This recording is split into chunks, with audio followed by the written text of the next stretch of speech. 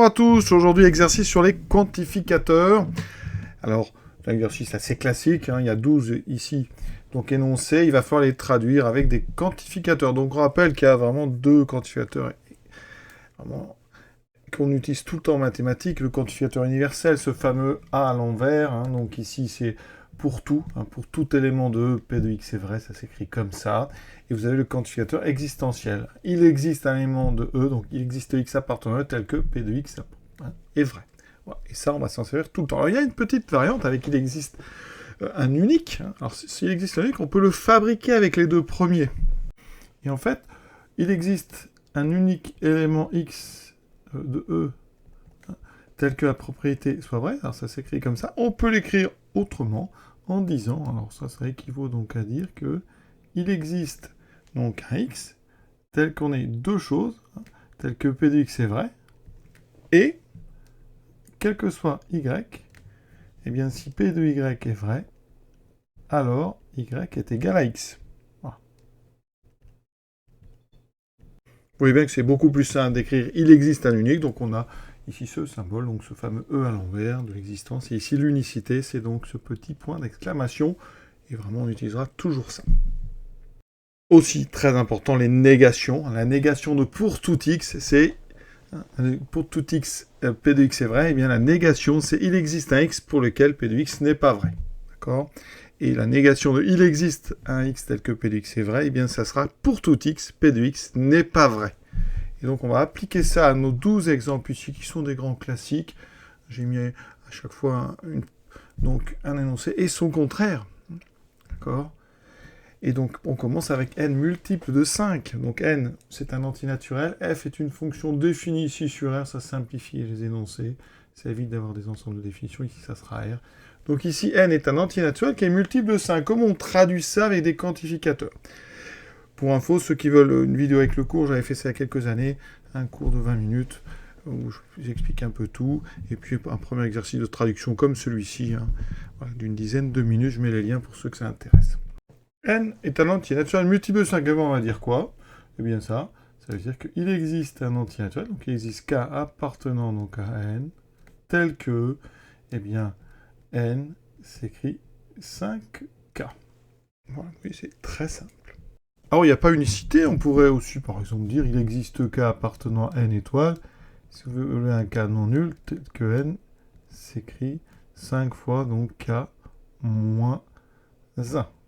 Comme ça, pour n égale 0, on prendra k égale 1, et k est supérieur ou égal à 1. Voilà. Donc il y a plein de versions après. Par exemple, pour les entiers pairs, on peut faire du 2 fois k, ou 2 fois k moins 1, enfin entre parenthèses, 2 fois k moins 1. Pour les entiers impairs, on peut faire 2p plus 1, 2p plus 3, 2p plus 5, 2p moins 1, ça dépend un petit peu de ce dont on a besoin. Voilà, ici on est sur les entiers naturels, donc il faut faire un petit peu attention. Alors le contraire, donc ici, 2 n'est pas multiple de 5. On l'a dit, le contraire d'il existe, c'est pour tout, mais avec évidemment un contraire. Donc là, on pourrait dire que pour tout k appartenant à grand N, eh bien n n'est pas égal à 5k, donc on va écrire n est différent de 5k. Donc vous voyez, on a pris ici le contraire d'il existe qui est pour tout, et après on a pris la négation, de la deuxième partie, donc n égale 5k, la négation n n'est pas égale à 5k. Maintenant, parité, donc la fonction f est paire. Qu'est-ce qu'on va dire ? Alors, f est définie sur R. Donc ici, eh bien, on va dire que quel que soit x appartenant à R, puisqu'on est défini sur R, eh bien, on va avoir f de x est égal à f de moins x, ou f de x égale f de moins x égale f de x. Et donc le contraire, la fonction n'est pas paire, eh bien là, on va prendre le contraire de pour tout. Vous pouvez trouver, donc il existe un réel, donc il existe x appartenant à R, tel que cette chose-là est fausse, c'est-à-dire tel que f de moins x est différent de f de x. Vous voyez, c'est très simple. Et donc on fait bien attention. Certains pensent que quand on prend le contraire, on pourrait dire pour tout x appartenant à R, f de moins x est différent de x. En fait, quand la fonction n'est pas paire, f de moins x peut être quasiment égal à f de x tout le temps, sauf, évidemment, à un endroit, ça suffit pour faire que la fonction ne soit pas paire. Voilà, donc ça, c'est très important. Pour montrer que quelque chose est faux, il suffit de montrer que c'est faux à un endroit, et ça suffit largement. La fonction f s'annule sur R. Alors la fonction s'annule sur R, ça veut dire qu'elle s'annule au moins une fois. Donc à un moment, f de x va être égal à 0, au moins une fois. Donc on va dire il existe un réel, donc il existe x appartenant à R tel que f de x est égal à 0. La fonction f ne s'annule pas, donc c'est bien le contraire. Ça veut dire que quel que soit le x que vous prenez, f de x ne fera pas 0. Donc là, c'est un universel qu'il faut prendre, quel que soit x réel, eh bien f de x est différent de 0. 7, la fonction f est la fonction constante égale à 2 sur R, eh bien ça, c'est très simple, f de x vaut toujours 2. Donc, pour tout x appartenant à R, eh bien f de x est égal à 2. La fonction f est une fonction constante sur R, vous ne savez pas la constante. Eh bien là, attention, pas dire de bêtises. Certains auraient peut-être envie d'écrire pour tout x appartenant à R, f de x est égal à, comme on ne connaît pas la constante, ils vont mettre k. D'accord? Mais là, attention, f de x est toujours égal à une constante, puisque f de x, si x est un nombre, f de x est un nombre. Donc là, il faut que votre constante soit la même pour tous les x. Donc il faut, si vous mettez f de x égale k, il faut préciser avant, bien que votre k, il est propre, il concerne tous les x, donc il faut le mettre avant. Il existe k appartenant à R, tel que pour tout x réel, f de x est égal à k. Et là, votre k, il est commun à tous les x, et donc la fonction est bien constante. Si vous écrivez pour tout x appartenant à R, il existe k appartenant à R, tel que f de x est égal à k, vous ne dites pas du tout la même chose. Ça, c'est tout le temps vrai. F de x, la fonction étant définie, f de x existe. Donc, de toute façon, f de x pour chaque nombre, c'est une constante. Mais ce nombre k, ici, il peut être différent pour tous les x. Donc, ça ne fait pas de f une constante. Ça fait de chaque image une constante. Et donc, c'est tout l'intérêt de l'ordre. Il faut penser à mettre de l'ordre dans vos quantificateurs pour ne pas dire des choses qui seraient fausses. Maintenant, la fonction f est bornée sur R. Bornée, ça veut dire quoi? Eh bien que toutes les valeurs que peut prendre f sont dans un intervalle fini. Donc, il y a un petit m, un grand m, et toutes vos valeurs sont entre les deux. Et donc, ça veut dire qu'il faut définir justement vos bornes. Donc, il existe, on va dire, un petit m et un grand m. Tous les deux sont, ici on va prendre une fonction réelle. D'accord? Si on parle de bornée, donc on va se placer dans R. Et donc il existe petit m, grand m, tel que, quel que soit le réel que je prends, eh bien, f de x est dans l'intervalle, alors on va plutôt mettre un encadrement, est supérieur ou égal à petit m et inférieur ou égal à grand m. Alors attention, petit m et grand m ne sont pas forcément atteints. On pourrait penser ici qu'il s'agit d'un minimum et d'un maximum. Si vous voulez éviter ce genre de confusion, eh bien on peut mettre d'autres lettres. Et dans ce cas-là, qu'est-ce qu'on peut mettre? On met grand A, grand B. Voilà.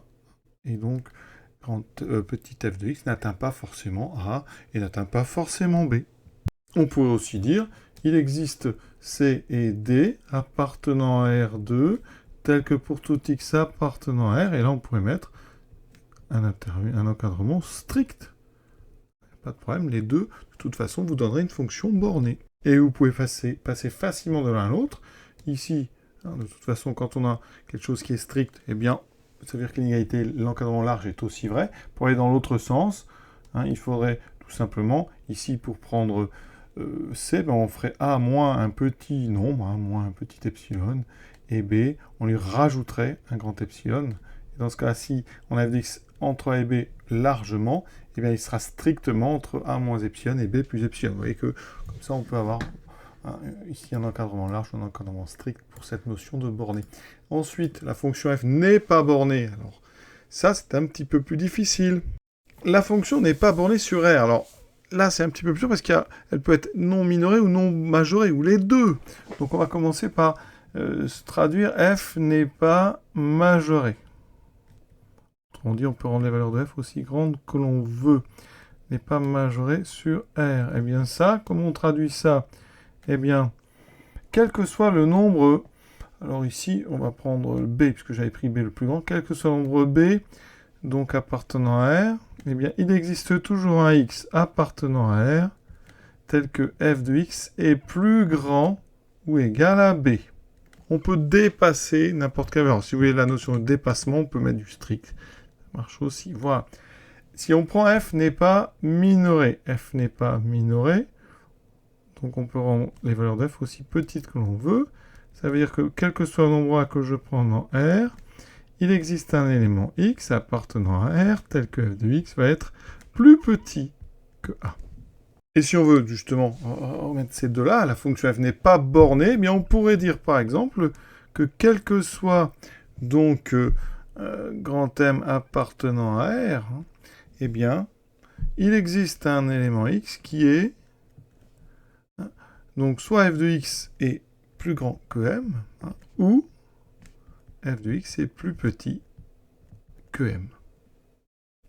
On aurait pu aussi utiliser une valeur absolue pour la fonction f n'est pas bornée.